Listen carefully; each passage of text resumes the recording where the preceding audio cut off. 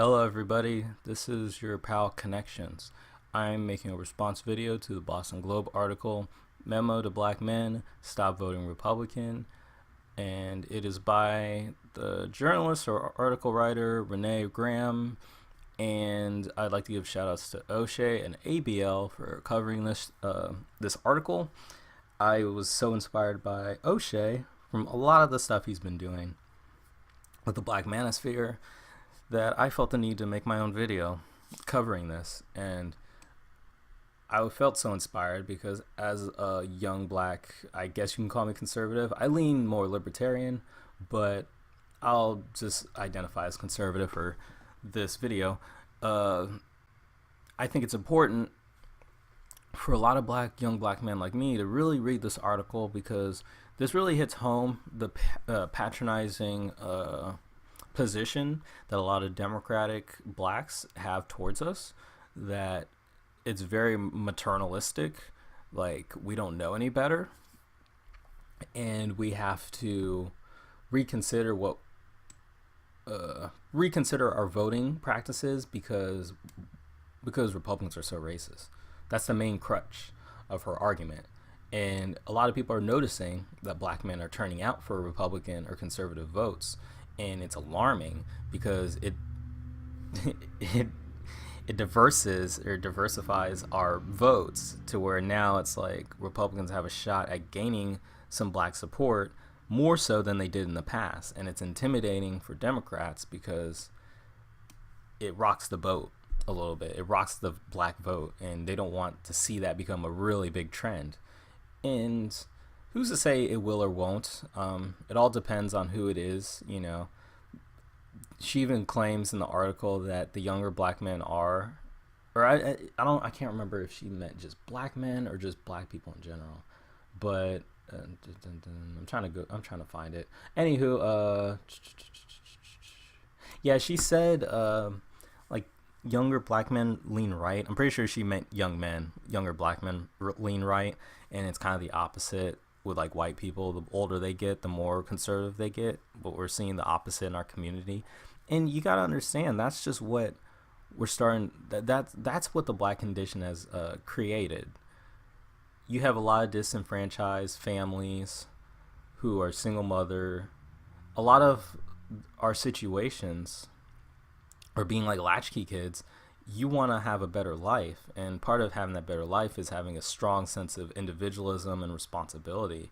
And when you build yourself up and then you have that family, or you're trying to establish that family, you're going to lean more conservative, because that's even what they're promoting. Most conservatives are promoting this ideology of, you know, get up from your bootstraps and make something of yourself.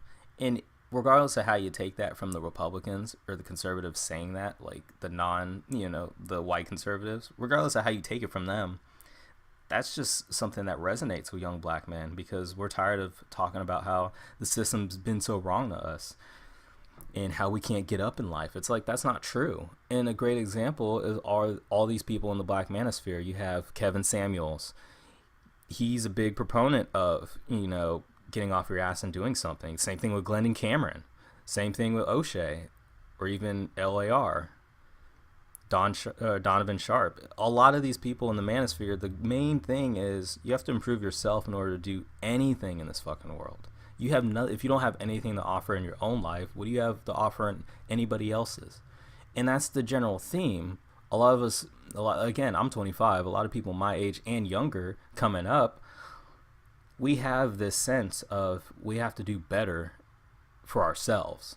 And she even makes a statement at the very end. Again, I'm not going to make this a very long video. Often our people of color ask white allies to speak to their own friends, relatives, and coworkers about the damage Republican candidates and policies do to our communities. In that spirit, black men, I am speaking to you. Our concerns are your concerns, or at least they should be. She says that, but I think the biggest issue as a young black man, and other people can chime in, this is the ultimate question, and I'd like to know how O'Shea feels about this.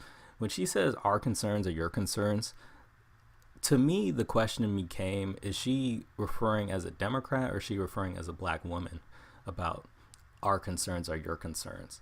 Because the problem I have is that regardless if she's referring, if that question's coming from a Democratic standpoint or a black woman standpoint, the bigger issue I have is our concerns as black men are nobody else's concerns.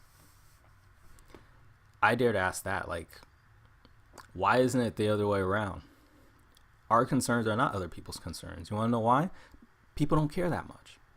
People like to cape and rally like, oh, we're for, the betterment of black men or black people in general. But a lot of these people don't have that interest. They don't have that interest, that best interest at heart to improve that. We have to. And it just diverts. Again, it just diverts from our concerns, our issues, and that we just need to basically throw our shit under the bed, not worry about it. Let's just vote in the best interest of black women and the best interest of everybody else but ourselves. And I say fuck that. I say fuck that. And that's all I really have. Again, I think that's an interesting topic for the manosphere. If anybody wants to tackle it, our concerns are your concerns. What does she mean by that? Are Democratic concerns or black women's concerns the concerns of black men? That's the ultimate question. I leave that open for anybody else to respond to. And I hope you guys enjoyed watching this. I didn't really go over the article except for like the last paragraph. But again, it's a lot of stuff we're so used to hearing from family and relatives. But I hope you guys enjoyed this video. And it's Tuesday, so I hope you guys have an excellent Tuesday. Live it up, and until next time, I'll see you guys later. Peace.